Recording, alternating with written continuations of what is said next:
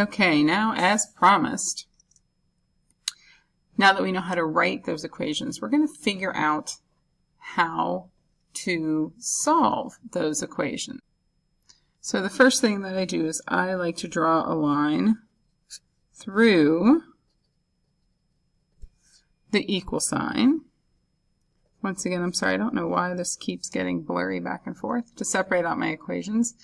Whatever is done to one side of the equation must be done to the other side, and we kind of talked about that with our one-step equations too. We're going to work backwards, and we're going to do the inverse of the order of operations. So instead of PEMDAS, it'll go backwards there. We're going to add and subtract first, get rid of that, and then get rid of multiplying and dividing, and go from there. And last but not least, obviously, we are going to solve for the variable. So our first example right here that we have, and some of these might look a little scary, it's okay. We're going to do them, we're going to get through them. So once again, draw a line through that equal sign. I also like to find, and I underline my variable. And you're going to notice in these two-step equations that not only am I going to have to add or subtract at some point, but I'm also going to have to multiply or divide. So I'm going to do two different inverse operations. So the first thing we want to take care of is that opposite of PEMDAS. So we are going to go the backwards order of PEMDAS. So instead of looking at the multiplication first, we're going to look at the addition. So if I'm adding 26, I want to do the inverse of that. So I'm going to subtract 26 from both sides to get myself started. And once again, whatever I do to one side, I do the other side. That is how I keep my boat balanced. So a positive 26 minus 26, those cancel each other out because they equal 0. Now, some people like to take that 0 and write it down, but then they get this 0 in their answer, and they're like, well, how do I get rid of this? Well, 0 is nothing, so it's just gone. So we can just say that those cancel each other out. 26 minus 26 equals 0, and I'm not going to write it. What I do have left over here is a 5 times x. It's not just the x anymore, it's a 5 times x. And I want to make sure that I bring all of that down. And I think of it, too, as kind of two lovebirds, a boyfriend and a girlfriend or what have you, and we're going to split them up last. So once we get rid of everything else that's going on, then we can split up the lovebirds. So once again, I subtracted 26 here. I'm going to subtract 26 over here, and I end up with 20. So now I have 20 is equal to 5 times some number. And at this point, you're like, I know the multiplication fact. We're multiplying by 5, so we're going to divide by 5. 5 divided by 5 is 1. And so those basically, I don't want to say that those cancel out, but they equal 1.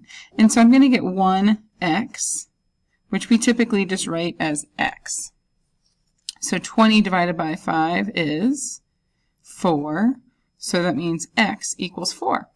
I can go back and check this by plugging that 4 back in where the x is into my original problem. So if I have 46 equals 5x plus 26, I can say 46 equals 5 times 4 plus 26. 46 equals 20 plus 26. So 46 equals 46, and I have indeed found the right answer. And I always get kids that are like, well, where did that 4 go? What's the answer? Well, my x is equal to 4. This is my answer. What I was doing over here is I was checking it. And so where I originally saw that x in my problem, I instead substituted that 4 in right there for that x to see if indeed my answer was correct. The next problem we have here, there's a fraction that we got this. We're going to find our equal sign. We're going to draw a line down it. We're going to use these steps to help make us feel confident and comfortable in what we're doing. And right now I'm like, oh, well, the variable, well, it's being divided by 3, and it's also having 14 taken away from it. We can't take care of this first. We're going to take care of this last. We're going to take care of this right now. So I'm taking away 14. The opposite of taking away 14 or subtracting 14 is adding 14. And whatever I do to one side, I have to do the other, keep my boat balanced. And negative 14 plus 14 equals 0, so it's just gone. My n divided by 3 is going to come right down here. I have 1 plus 14 is 15. So now some number divided by 3 equals 15 is what I'm looking at. And you're like, oh, I think I know what that number is. Well, if I'm dividing by 3, I'm going to undo that by multiplying by 3. Now I'm going to go ahead and write my 3 as a fraction, so 3 over 1. Because any number can be made into a fraction, or any letter, by sticking a 1 underneath it. I'm going to multiply by 3 over here as well. I don't have to put it over top of a 1 because I'm not multiplying by a fraction over here. I'm multiplying by a whole number. This is a fraction, so I'm going to write my 3 as a fraction. Now, my 3's, 3 divided by 3 is 1. 3 divided by 3 is 1. So I can cross cancel here. So I end up with n over 1, which is the same thing as just n. So n over 1 equals 15 times 3, which is 45. So that means n equals 45. So now I'm going to do that check again. I'm going to say n over 3 minus 14 equals 1. Where that n is, I'm going to substitute it out, and I'm going to put this 45 in and see if that's really the true answer. So I've got 45 over 3 minus 14 equals 1. Now I've got to do my normal order of operations and do division first. So 45 divided by 3 is 15. So 15 minus 14 equals 1. Oh, yep, 1 equals 1.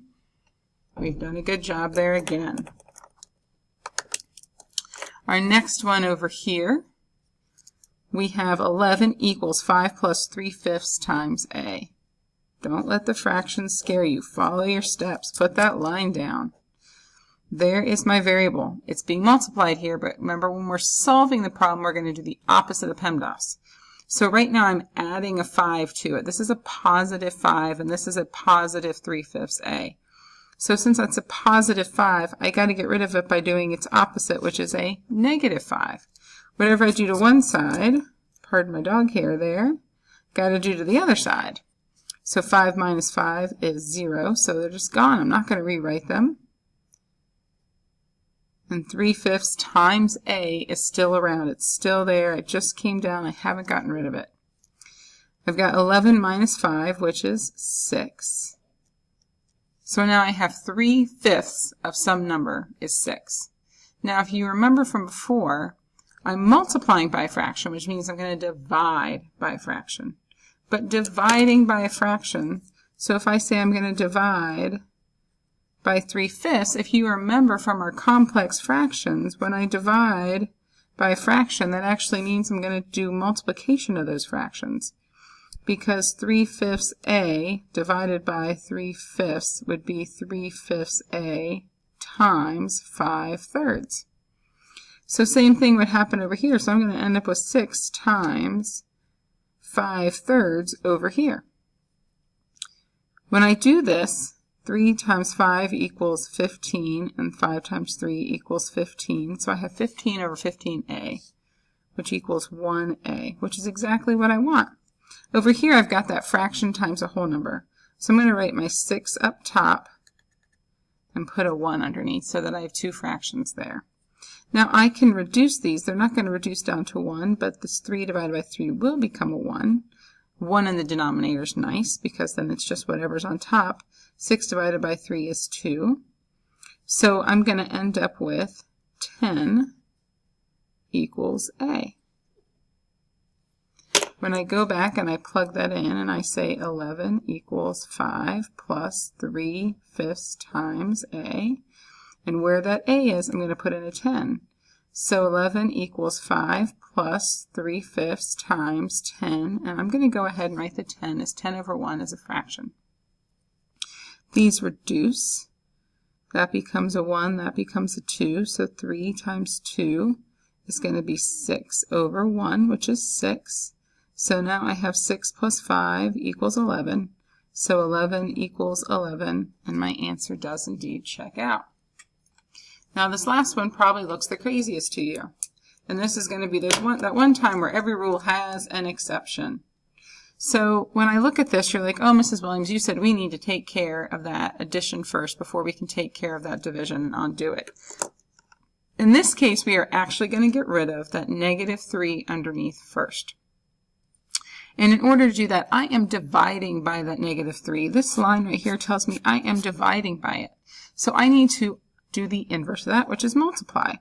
And so I'm going to write this down here like this, a little bit smaller without that big 4 over there in the way.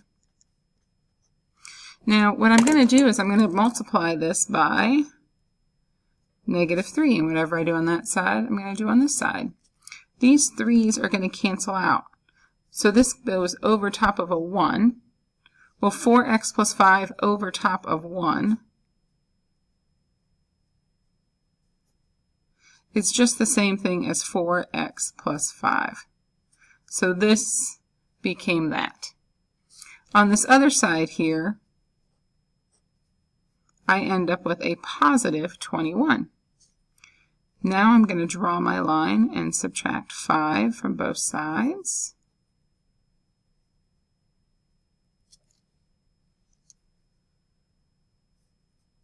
Divide by 4, and x equals 4.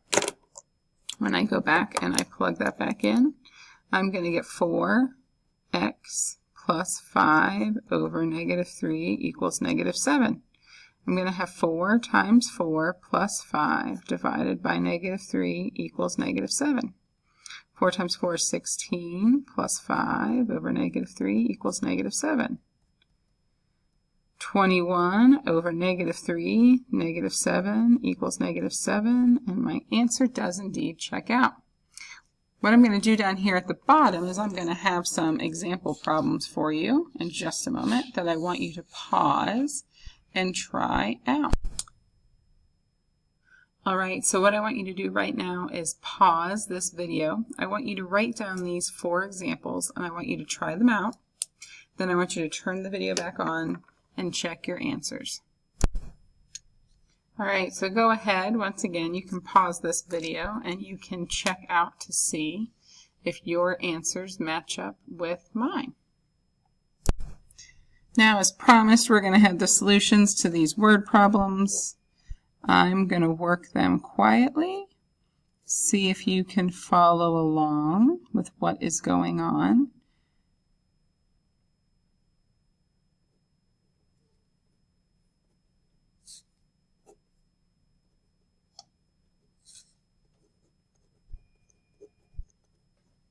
John went on 9 rides there.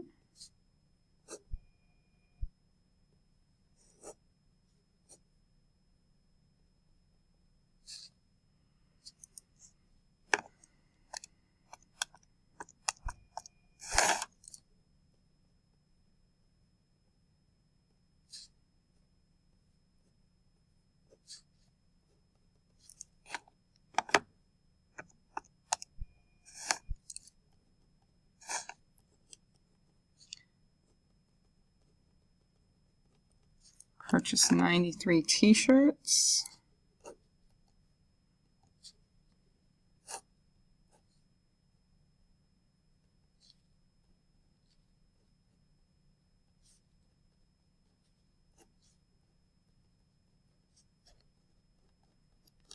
That original bill was $40.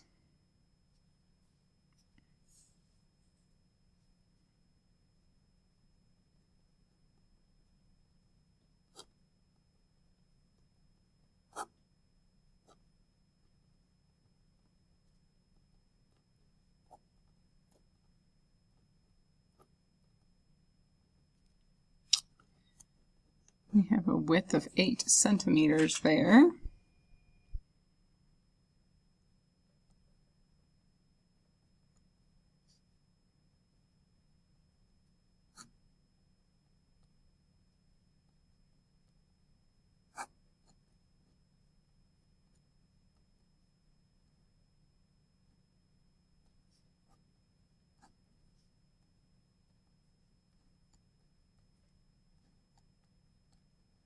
That one has a width of 6.5 centimeters. Our last one, Jamie's age here.